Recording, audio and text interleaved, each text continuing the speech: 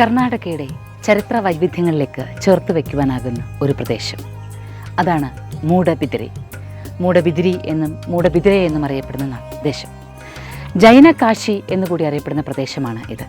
കാരണം എല്ലാ പ്രഭാവത്തോടുകൂടി നിൽക്കുന്ന 18 ജൈന ക്ഷേത്രങ്ങളുള്ള ഭൂമിയാണ് ഇത്. മൂഡബിദിരെ എന്ന വാക്കിൻ്റെ അർത്ഥം മുഡെ എന്നാൽ കിഴക്ക് എന്നും ബിദിരെ എന്നാൽ മുളങ്കാട് എന്നുമാണ്. ഒരു കിഴക്കൻ മുളങ്കാട് ജൈന സങ്കേതമായി നിൽക്കുന്ന കാഴ്ചയാണ് നമുക്ക് കാണാനുള്ളത്. അതിൽ തന്നെ മൂഡബിദിരയിലെ പ്രധാന കാഴ്ച എന്തെന്ന് ചോദിച്ചാൽ സാവിരേ കമ്പ എന്നറിയപ്പെടുന്ന 1000 തൂണുകളുള്ള മണ്ഡപത്തോടു കൂടിയിട്ടുള്ള ചന്ദ്രപ്രഭാ തീർത്ഥങ്കരയുടെ ക്ഷേത്രമാണ്.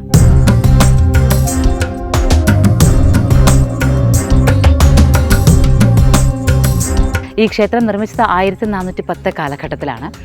എന്നാൽ എല്ലാ കാലങ്ങളുടെയും സ്വാധീനം ഇവിടെ ഉണ്ടെന്ന് മനസ്സിലാക്കാനാകും. നമ്മൾ ഈ കാണുന്ന ഈ ഒരു പ്രദേശം, ഈ ഒരു പ്രത്യേകമായ സ്തംഭം, അത് തന്നെ അറിയപ്പെടുന്ന മാനസ്തംഭം എന്നാണ്. ഈ മാനസ്തംഭം പണികഴിപ്പിച്ചത് കാർക്കാള രാജവംശം, കാർക്കാളയിലെ ഭൈരവ രാജവംശത്തിലെ നാഗള രാജ്ഞി ആണ് എന്നാണ് ചരിത്രം പറയുന്നത്. അപ്പോൾ നാഗള രാജ്ഞി മാനസ്തംഭമായി ഇങ്ങനൊരു സ്തംഭത്തെ ഉയർത്തി നിൽക്കുമ്പോൾ അതിലെല്ലാം തീർത്ഥങ്കരന്മാരെയാണ് നമുക്ക് കാണാനാകുന്നത്. ഈ സ്തംഭം അറിയപ്പെടുന്നതിന് മാനസ്തംഭം. അതായത് ഓരോ രാജവംശത്തിൻ്റെയും അഭിമാന സ്തംഭമായിട്ടാണ് ഓരോ ക്ഷേത്രങ്ങളെയും കരുതിയിരുന്നതെന്ന് ഈ ഒരൊറ്റ നിർമ്മിതി തന്നെ കാണിച്ചു തരുന്നുണ്ട്. അത് കഴിഞ്ഞാൽ അകത്തേക്ക് കയറുമ്പോഴാണ് പടവുകൾക്ക് ഇരുവശത്തും അതിഗംഭീരമായ ആനകൾ നമ്മളെ വരവേൽക്കുന്നത്. ഈ ആനകളെയും കടന്ന് അകത്തേക്ക് ചെല്ലുമ്പോഴാണ് 1000 തൂണുകളുള്ളത്. ഈ 1000 തൂണുകളിൽ ഒരു തൂണും മറ്റൊരു തൂണ് പോലെ അല്ല, വ്യത്യസ്തമാണ്. പെട്ടെന്നത്തെ കാഴ്ചയിൽ നോക്കിയാൽ 1000 തൂണുണ്ടോ എന്നുള്ള സംശയം എല്ലാവർക്കും തോന്നാം. അതങ്ങനെ എണ്ണാൻ സാധിക്കില്ല എന്നാണ്. കാരണം തൂണുകൾ കാണുന്ന വലിപ്പമുള്ള തൂണുകൾ മാത്രമല്ല, ചില തൂണുകൾക്ക് മേൽ പലതരം തൂണുകൾ ആകൃതിയായി ആലേഖനം ചെയ്തിട്ടുണ്ട്. അതെല്ലാം ചേരുമ്പോഴാണ് 1000 തൂണുകളാകുന്നതാണ്. ഒരാൾക്കും ഒരു കാലത്തും ഈ 1000 തൂണുകളെ എണ്ണി തിട്ടപ്പെടുത്താനാകില്ല. ഓരോ തൂണുകളിലും ഓരോ പ്രത്യേകതകളുണ്ട്. ഈ പ്രത്യേകതകളെല്ലാം തീർത്ഥങ്കരന്മാർ പ്രത്യേകമായിട്ട്, അതുപോലെ തന്നെ ഇവിടെ ഉണ്ടായിരുന്ന ജൈന പാഠശാലകളിലെ ഗുരുക്കന്മാർ തങ്ങളുടെ ശിഷ്യന്മാർക്ക് ശ്രദ്ധ വർദ്ധിപ്പിക്കുന്നതിന് വേണ്ടിയിട്ടുള്ള പലതരത്തിലുള്ള ഉപായങ്ങളും അതുപോലെ തന്നെ പലതരത്തിലുള്ള പരീക്ഷണങ്ങളും ഒക്കെ നടത്തിയിരുന്നത് ഇത്തരം മണ്ഡപങ്ങളിൽ വെച്ചിട്ടാണ്.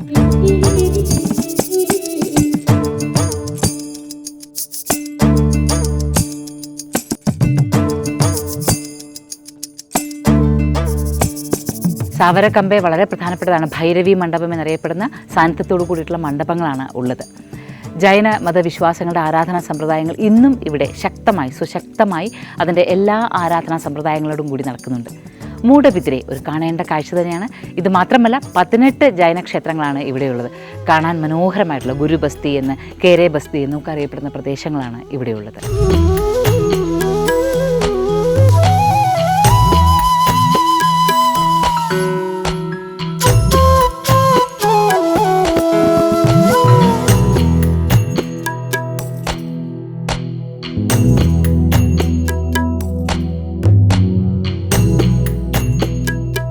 ജൈന കാശികൾ 18 ജൈന സങ്കേതങ്ങളാണ് എങ്കിലും ഇതിനുള്ളിൽ നമുക്ക് ഏറ്റവും വലിയ ബസ്തി എന്നുള്ള രീതിയിൽ കാണാൻ പറ്റുന്നത് ഹിരേ ബസതിയാണ്. ഹിരേ ബസതിയാണ് അമ്മനവരു ബസതി എന്നുകൂടി അറിയുന്നത്. ഇവിടെ അമ്മയുടെ സാന്നിധ്യമാണ് ഉള്ളത്. വലിപ്പമുള്ളത് എന്ന് വെച്ചാൽ കാഴ്ചയിൽ വലിപ്പമായി തോന്നുന്ന ബസതിയാണ്. എന്നാൽ ഏറ്റവും പഴക്കമുള്ളൊരു ബസ്തി കൂടിയുണ്ട്, ഗുരുബസ്തി. അങ്ങനെ 18 ബസ്തികളുള്ള ഈ ജൈന ഭൂമിയിലൂടെ സഞ്ചരിച്ചാൽ ശരിക്കും ഇത് ജൈന കാശി അല്ലെങ്കിൽ ജൈന ഭൂമി എന്ന് വിശേഷിപ്പിക്കുന്നത് എന്തുകൊണ്ടാണെന്ന് നമുക്ക് മനസ്സിലാകും. അതിഗംഭീരമായ ജൈന ക്ഷേത്രങ്ങൾ മാത്രമല്ല, 17 ജൈന സമാധി സ്ഥാനങ്ങൾ കൂടിയുണ്ട്. അതുപോലെ തന്നെ പ്രൗഢഗംഭീരമായ കുളങ്ങളുമൊക്കെ ഈ കാഴ്ചയിൽ ഉൾപ്പെടുന്നു. മൂഡബിദിരി ഒരു പ്രത്യേക അനുഭവം തന്നെയാണ്. ചരിത്രത്തിലേക്ക് സഞ്ചരിക്കുന്ന പോലെ ഉള്ളൊരു അനുഭവമാണ് നമുക്കുണ്ടാവുക.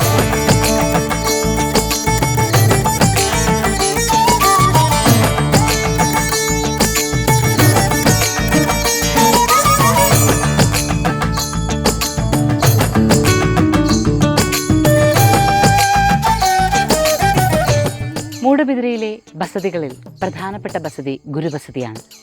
ഏറ്റവും പുരാതനമായി കരുതപ്പെടുന്നത് ഗുരുബസതിയാണ്. ഗുരുബസതിയിൽ നിലകൊള്ളുന്നത് പാർശ്വനാഥ സ്വാമികളാണ്. ജൈനമതത്തിൻ്റെ തീർത്ഥങ്കരങ്ങൾ വളരെ പ്രധാനപ്പെട്ട ഭാവത്തിൽ ഗുരുഭാവത്തിലാണ് പാർശ്വനാഥനെ പറയുന്നത്. ഇതുകൂടാതെ 24 തീർത്ഥങ്കരന്മാർക്കും ഇവിടെ സ്ഥാനമുണ്ട് എന്നുള്ളതാണ്. ഒപ്പം പത്മാവതി അമ്മയ്ക്കും. ശരിക്കും ജൈനകാശിയിലെ ഈ ഒരു ജൈനക്ഷേത്രം നമ്മൾ കണ്ടുവല്ലോ, 1000 തൂണുകളുള്ള സാവരക്കമ്പെ എന്നറിയപ്പെടുന്ന ക്ഷേത്രം.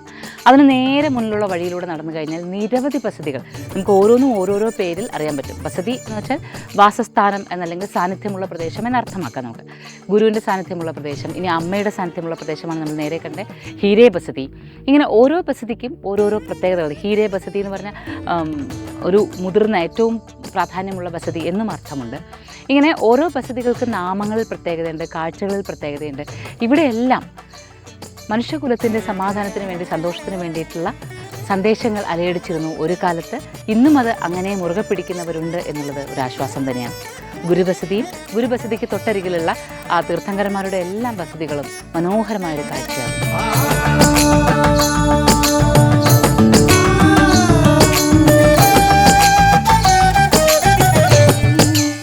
Moksha, Journey to the Self.